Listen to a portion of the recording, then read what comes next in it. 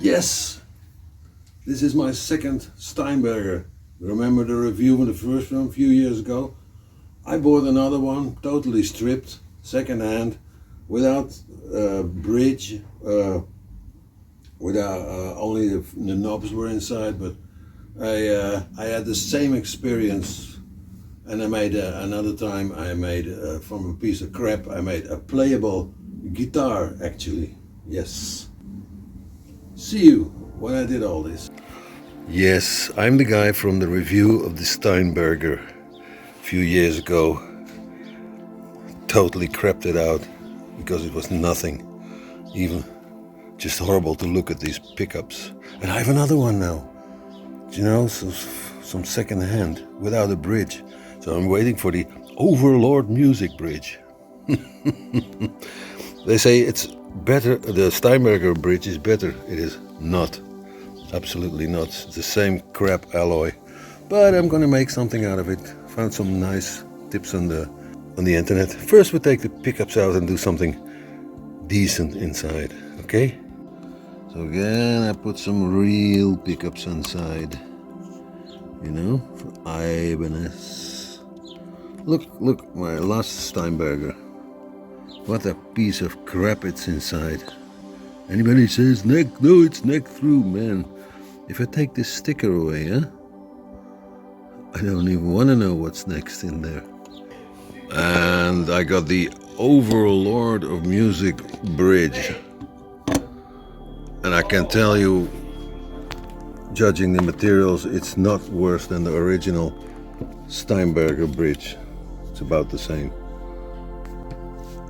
So I bought the Overlord of Music bridge. What a name. And it isn't actually what you can see. I placed already something between the studs and the body. Good advice from another YouTuber.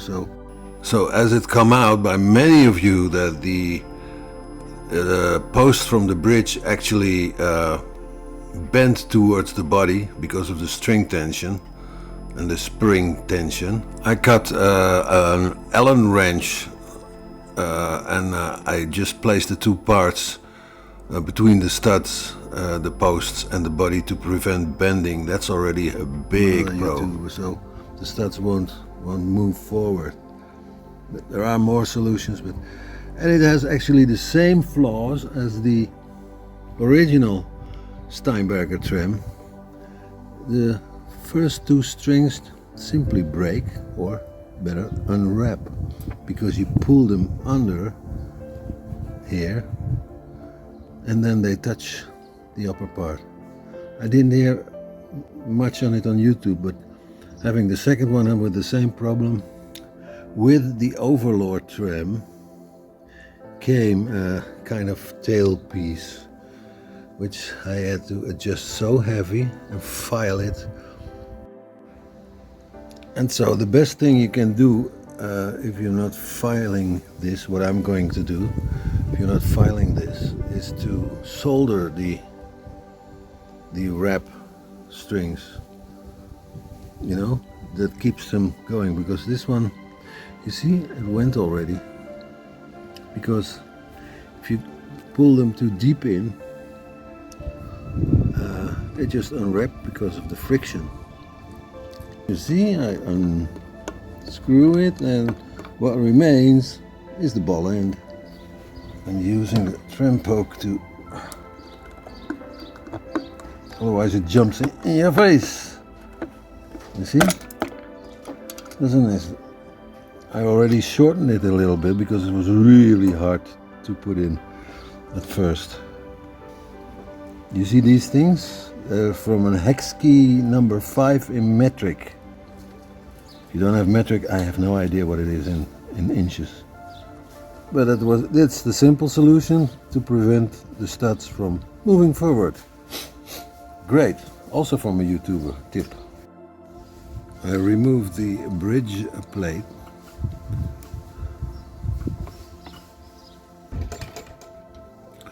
I greased them, which is very good. It really makes the turnaround, it's ridiculous.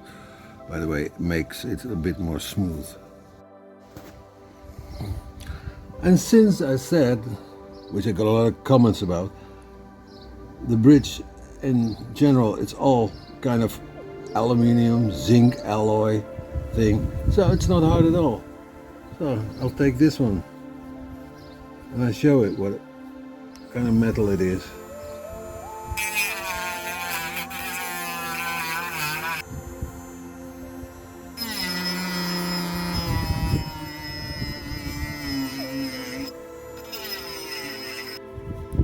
So it's going to be wiped off,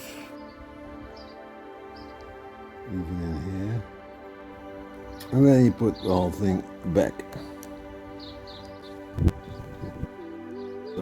I even put some grease on here, in here, you know, just to make everything as smooth as possible, to make this horrible system at least work somehow. Of course, I see people doing this copper washers and even little tubes here to make it even more smooth. But with this, so got them all back.